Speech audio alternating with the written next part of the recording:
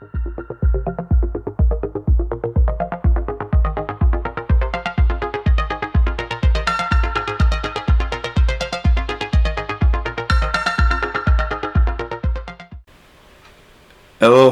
I'm James Parkin and welcome to the Life DMD Star.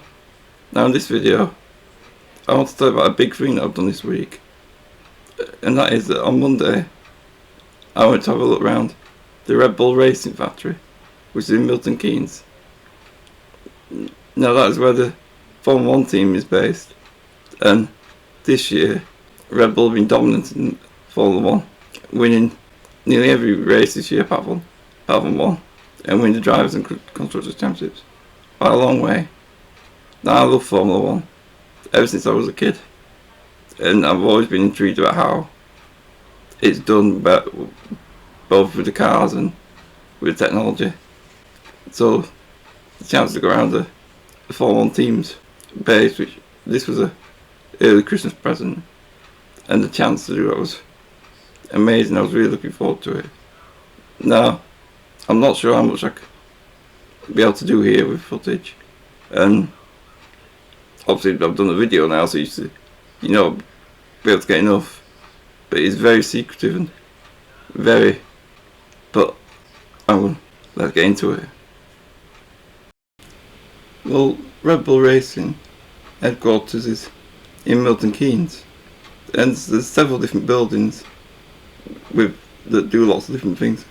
So with Red Bull, then as soon as I walked in I saw a 2018 version of the F1 car.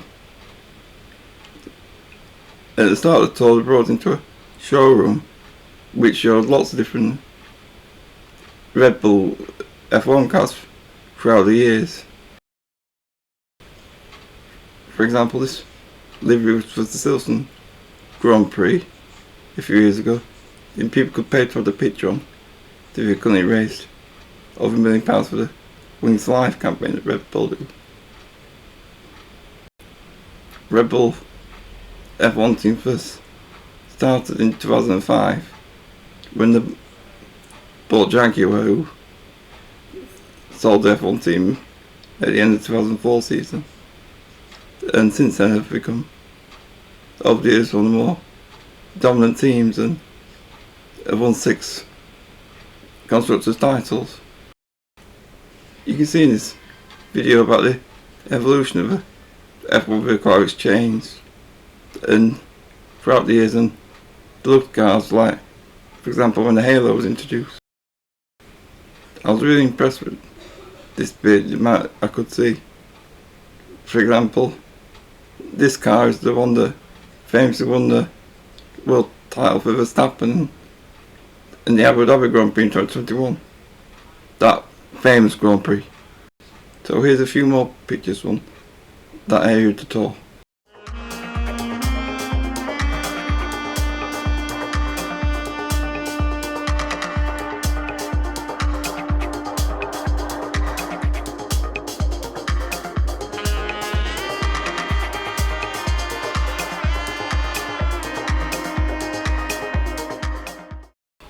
As we headed to the next building, we went past the huge Red Bull lorries that transported all the equipment to the European races. It looked quite cool with the big Red Bull logo. And then we got to the historic bit where they renovated the historic F1 cars for a lot of different showcase events, which was really good to look at. And that steering wheel looks a lot more complicated than mine controller, but that looks pretty cool. It was really good to see that, and also just to see the classic cars being renovated is really cool. Really good place this. Now the next bit that we went to is a really good bit, but because it was the actual factory. Now the things in here are top secret, so I didn't do any recording or any pictures because it's strictly forbidden. We don't want the other teams, or no teams want any other teams, getting their top secrets because F1's a very fastly evolving sport, and that little tiny thing could make a lot of difference. So Red Bull, as probably all the other teams would do, like to keep their bits in the factory top secret. So no photography or videos were done. But it was very good. I really enjoyed this part of it, but I'm going to keep this to myself. Now the last part of the tour is going to see all the trophies. And in this room there's over 200 trophies that Red Bull Racing have won in their career, and it's unbelievable, so many of them. And obviously they've had to build more shelving because of the amount of trophies that they've won the past couple of years. But it's completely remarkable, really. It was really great to see all the trophies. In this cupboard they've got the Constructors and Drivers' Championship trophies. So here's the Constructors' trophy, and you see the Red Bull emblem for 2023, and the Drivers' World Championship trophy, which has got Max Verstappen's signature on it for 2023. But it was really good to finish the museum in this room, and just really great to go, especially this year after the season Red Bull have had.